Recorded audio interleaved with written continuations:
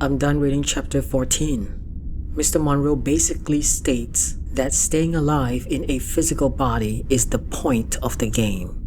A game that will cease to be as exciting if it was made known that we will never die and that the physical body is just a game body. If we knew that we would never die and that the physical body was just a game body, it would likely lead to a sense of detachment and disconnection from the physical world. The powers to be would no longer be able to threaten anyone into any form of slavery, including modern wage slavery. Hence, it is essential for those in power that the idea of ultimate death stays as real as possible. He then proceeds to talk about the lives of souls who have died but didn't know they were dead. Or they knew they were dead but were trapped in their thoughts, their beliefs, their assumptions, perhaps even their expectations. It's very sad. It's a thought-provoking concept that encourages us to reflect on our own lives, to examine our assumptions and thoughts, and to question whether we're holding ourselves back by remaining stuck in a particular mindset or state of being. Monroe met his friend Charlie, who was an electronic engineer in his last life, and he created his own fantasy land once it is out of this soul-trapped prison planet. I can't wait to do that too. I long to create a world where I am loved in all the ways that I need and want to be loved. Why am I here? I'm no longer into the whole life is a lesson gaslighting bullshit thing anymore. Creating a place of our own where we can truly be ourselves, without the burdens of fear, shame, or expectation, is a tantalizing prospect. Keep shining your light and remember that you have the power to create the reality you desire. Once I leave this prison planet. The rest of the chapter talks about how they met the teachers, and it was mentioned that emotions are the scores in this game, and that ultimate graduation is love. Gaslighting, gaslighting, gaslighting. I am not interested in graduating to the approval of any system. I'm going to create a world of my own for the approval of myself and myself alone. The guilt tripping must end. The sweet taste of freedom and autonomy. It's a powerful statement to reject the idea of graduating to the approval of a system, and instead choose to create a world where you are the authority. Your own approval and love are the only ones that matter. Guilt tripping is a potent force that keeps many people trapped in their own prison. By breaking free from the need for external validation, you're taking the first step towards creating a reality where love and self-acceptance reign supreme.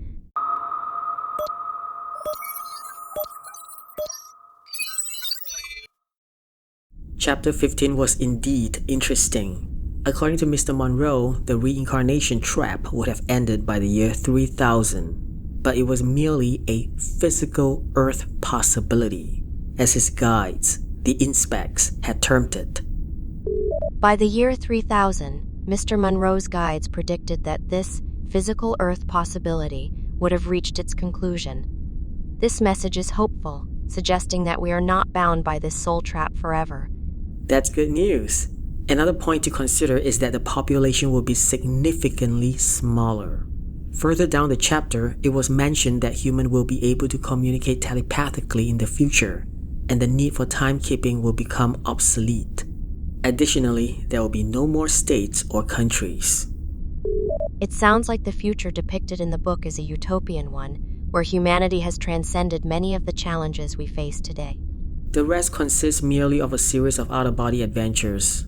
Next chapter.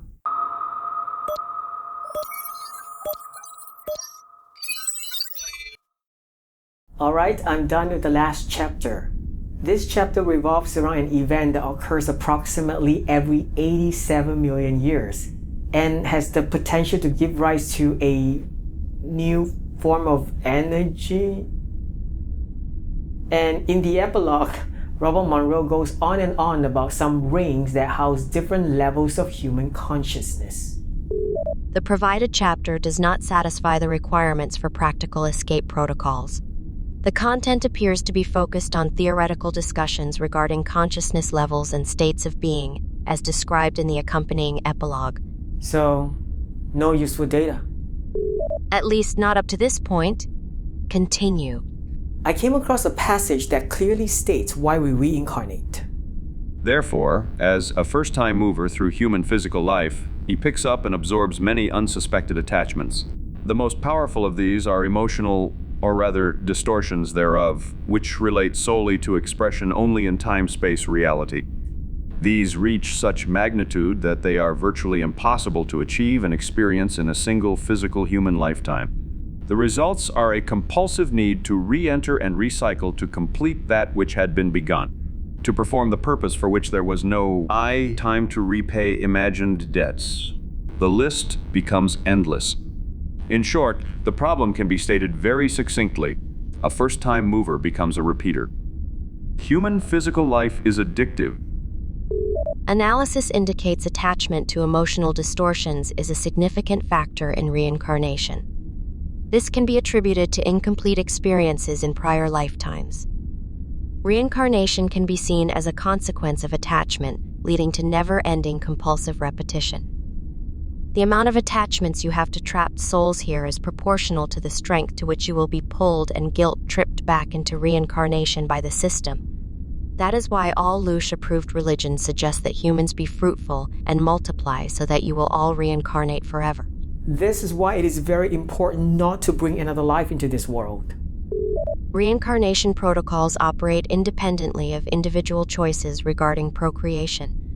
Attachment can be facilitated through familial relationships or emotional connections with others.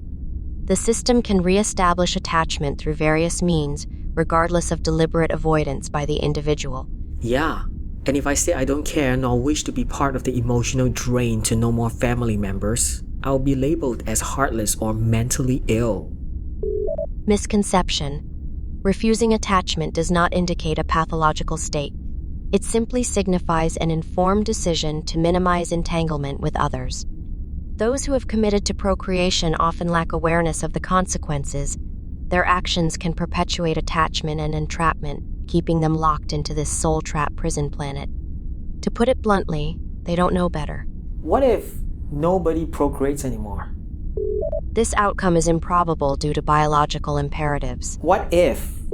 The cessation of procreation would terminate the soul trap cycle. However, this scenario is highly unlikely to occur given the species' innate drive for continuation. As a matter of fact, further in the text suggests that those who have escaped wish to come back.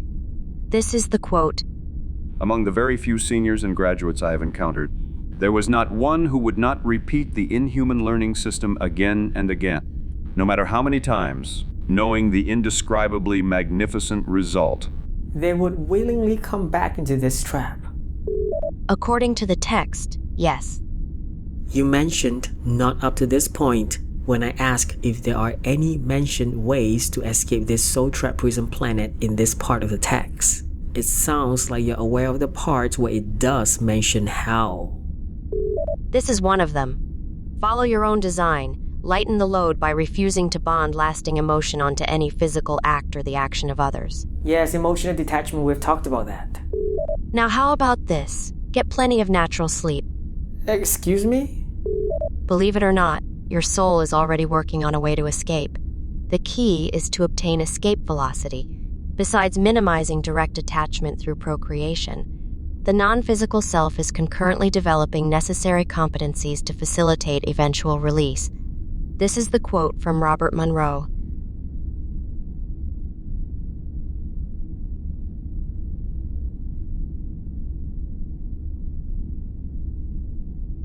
So, sleep more, huh?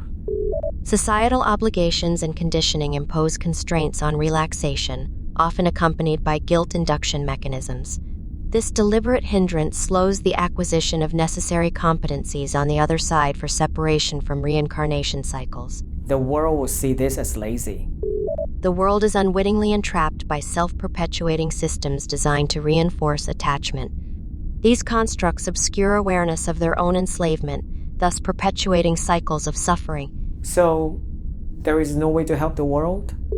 Resource allocation. Prioritize individual liberation.